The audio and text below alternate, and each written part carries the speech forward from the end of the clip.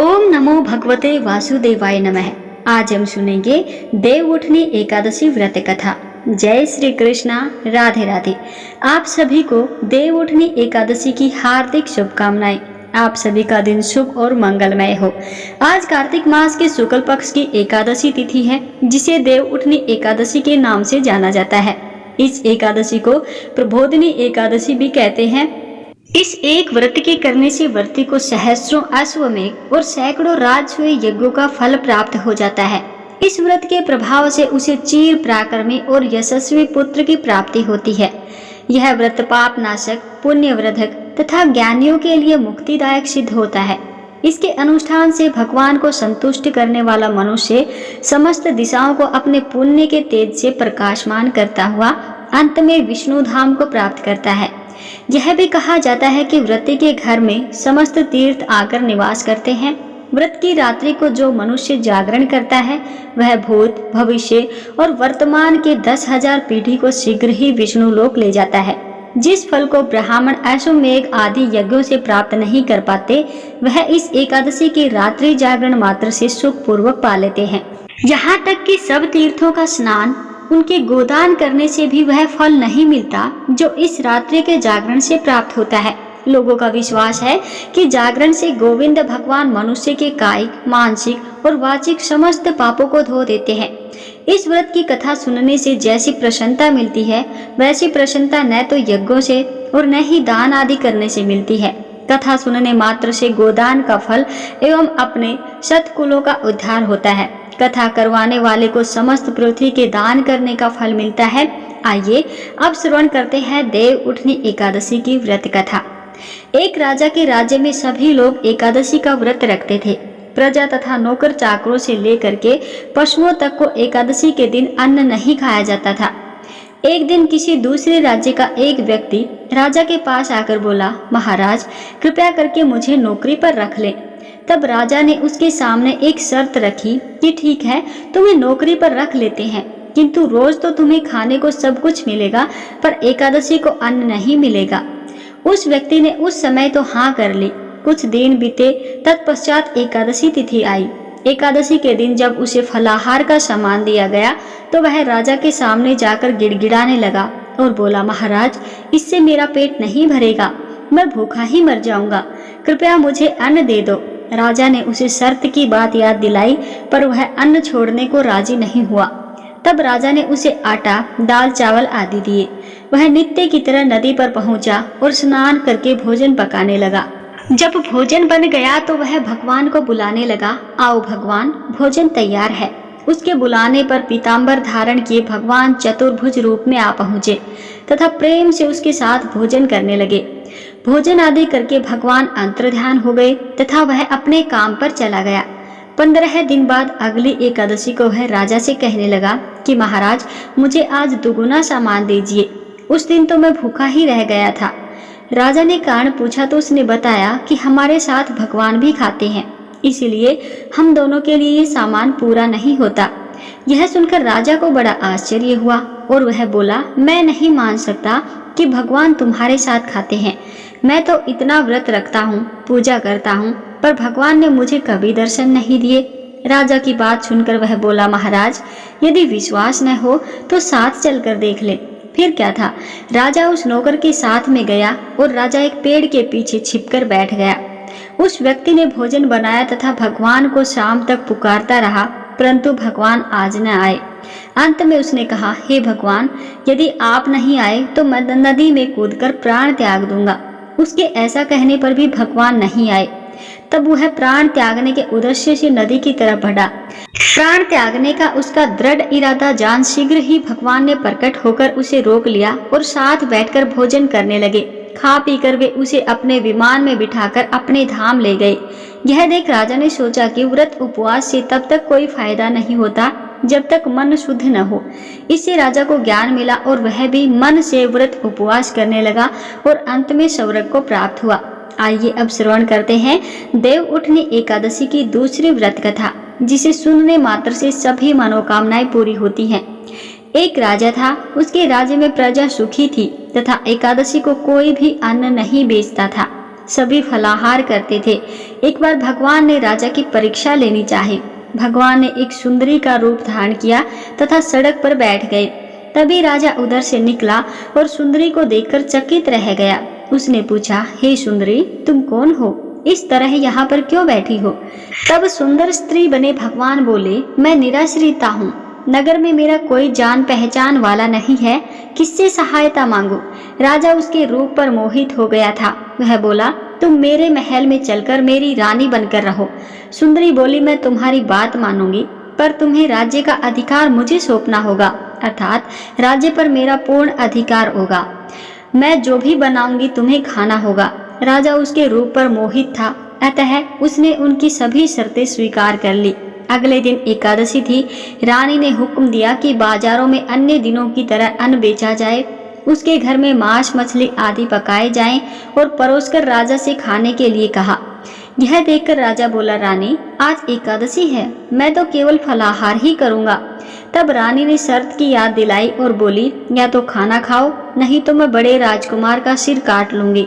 राजा ने अपनी स्थिति बड़ी रानी से कही तो बड़ी रानी बोली, महाराज, धर्म न छोड़े, बड़े राजकुमार का सिर दे दे, क्योंकि पुत्र तो फिर मिल जाएगा पर धर्म नहीं मिलेगा। इसी दौरान बड़ा राजकुमार खेलकर आ गया। माँ की आंखों से आंसू देखकर वह रोने का कारण पूछने लगा तो माँ ने उसे सारी वस्तु स्थिति बता दी। तब वह बोला, माँ, आप चिंता न करिए, मैं सिर देने के लिए तैयार हूँ। इससे पिताजी के धर्म की रक्षा जरूर होगी। राजा दुखी मन से राजकुमार का सिर देने को तैयार हुआ तो रानी के रूप में भगवान विष्णु साक्षात प्रकट हुए और राजा को असली बात बताई। भगवान श्री हरि विष्णु जी ने कहा, हे राजन, तुम इस कठिन परीक्षा में पास हुए।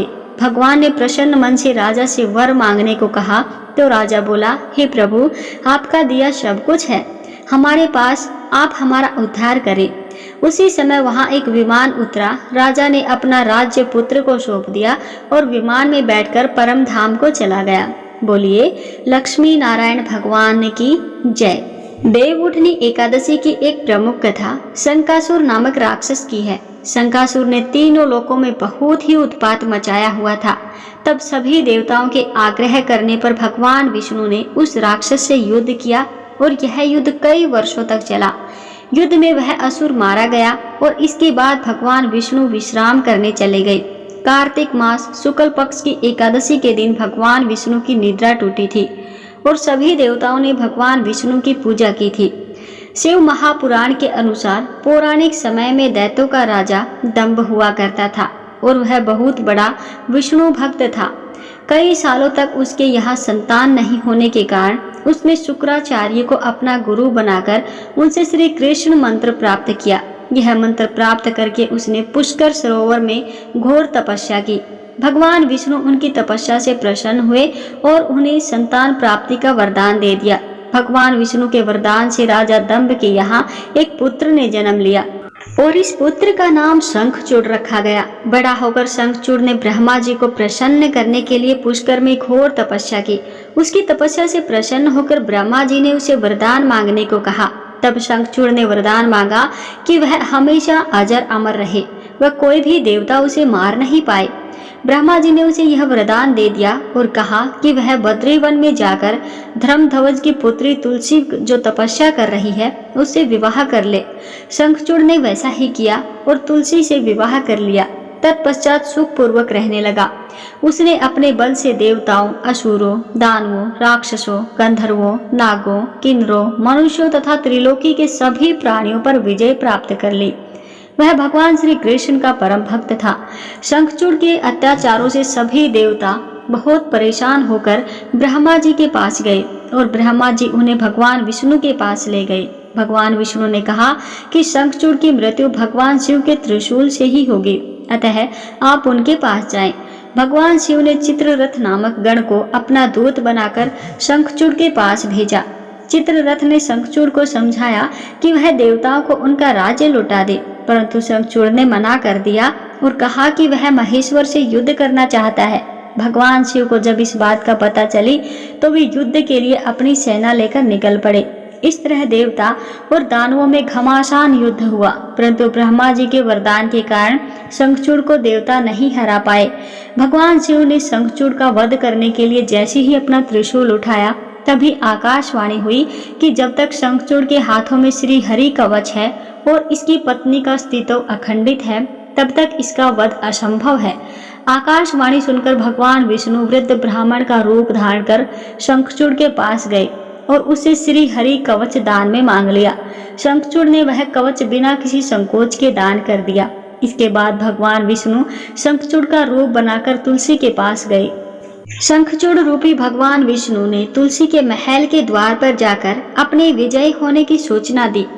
यह सुनकर तुलसी बहुत ही प्रसन्न हुई और पति रूप में आए भगवान का पूजन किया व रमण किया। ऐसा करते ही तुलसी का अस्तित्व खंडित हो गया और भगवान शिव ने युद्ध में अपने त्रिशूल से शंखचूड़ का वध कर दिया। जब तुलसी को पता चला कि वे उनके पति नहीं हैं, बल्कि वे तो भगवान विष्णु हैं, क्रोध में आकर तुलसी ने कहा कि आपने छल पूर्वक मेरा धर्म भ्रष्ट किया है और मेरे पति को मार डाला। अतः मैं आपको श्राप देती हूँ कि आप पाषाण होकर धरती पर रहें। तब भगवान विष्णु ने कहा, देवी, तुम मेरे लिए भारतवर्ष में रहकर बहुत दिनों तक तपस्या कर चुकी हो। तुम्हारा यह शरीर नदी के रूप में बदलकर गंडकी नामक नदी के रूप में प्रसिद्ध होगा। तुम पुष्पों में श्रेष्ठ तुलसी का वृक्ष बन जाओगी और सदा मेरे साथ रहोगी। तुम्हारे श्राप को सत्य करने के लिए मैं पाषाण अर्थात शालिग्राम बनकर रहूंगा और गंडकी नदी के तट पर मेरा वास होगा। आइए अब सुनते हैं देव उठनी एकादशी के दिन सुनी जाने वाली श्री शालिग्राम जी की पुण्य फल प्रदान करने वाली कथा। एक बार एक कसाई था। सदना वह बहुत ही ईमानदार था। वो भगवान के नाम और कीर्तन में बहुत मस्त रहता था। यहाँ तक कि मांस को काटते बेचते हुए भी वह भगवान का नाम गुनगुनाता रहता था।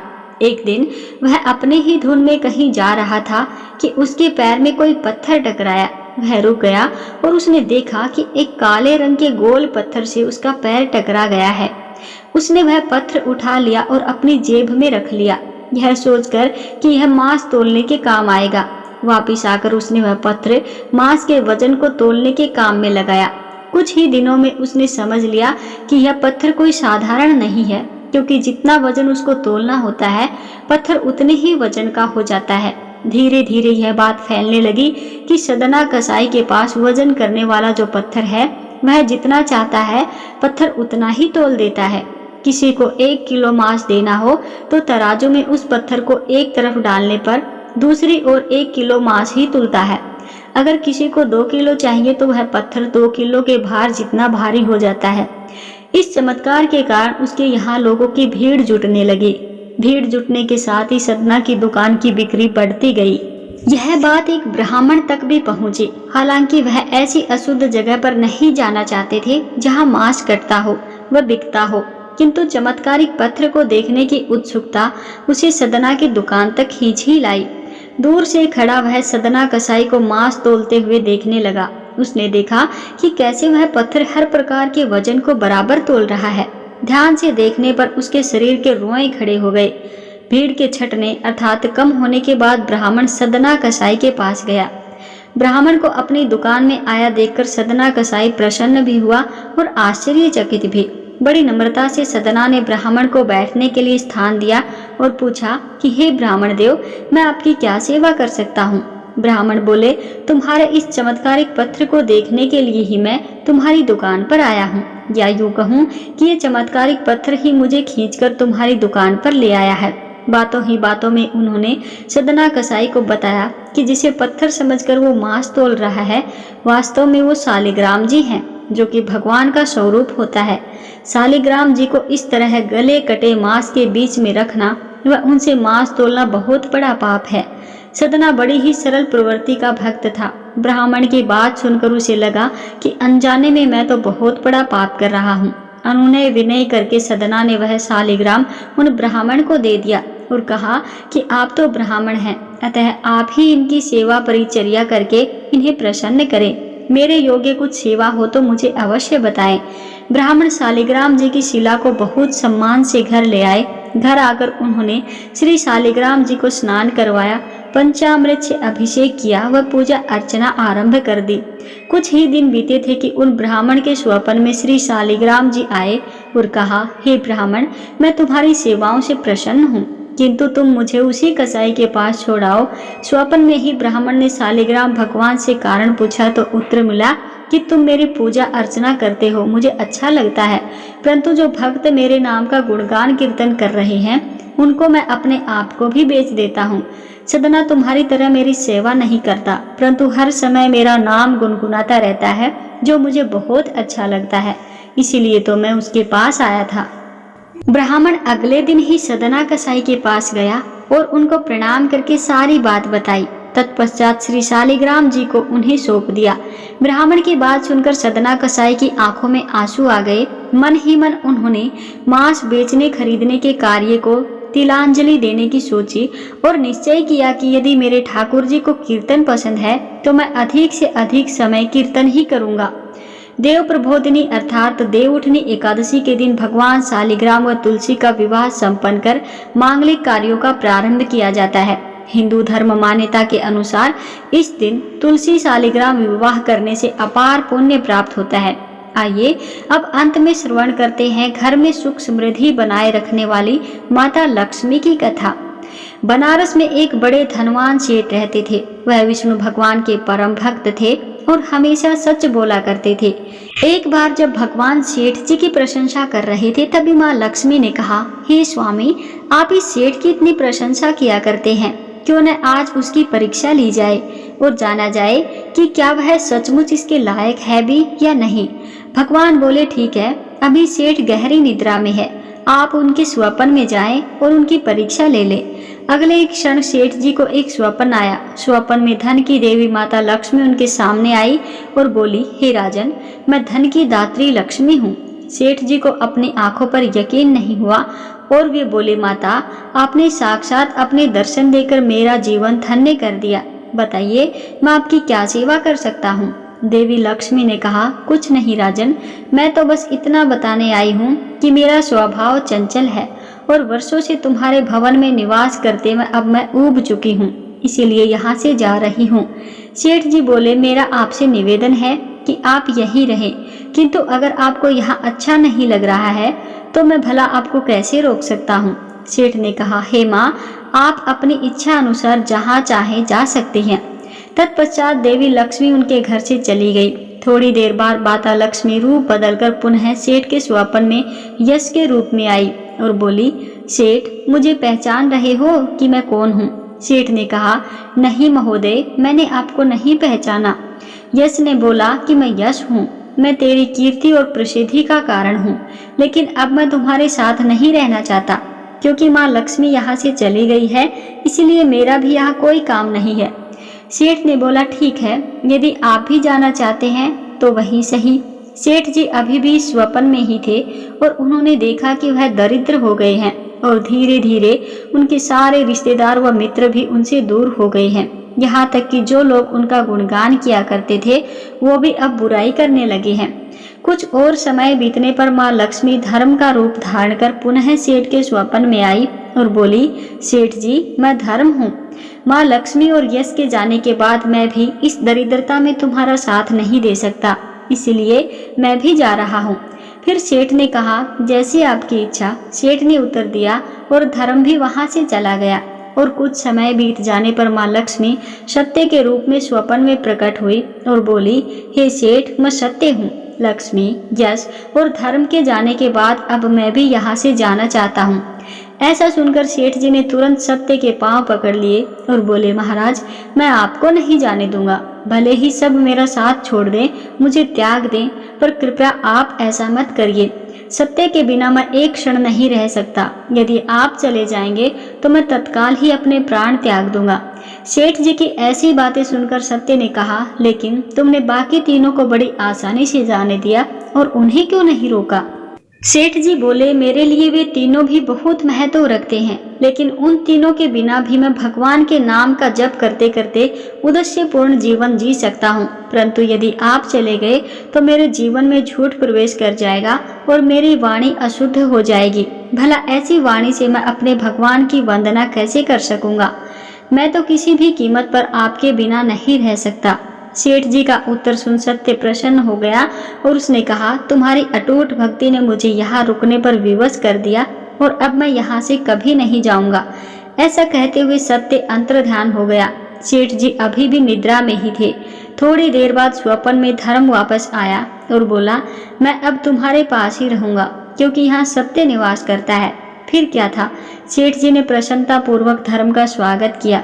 उसके बाद तुरंत यश भी लौट आया और बोला, हे सेठ, जहाँ सत्य और धर्म है वहाँ यश स्वतः ही आ जाता है, इसीलिए अब मैं भी तुम्हारे ही साथ रहूंगा।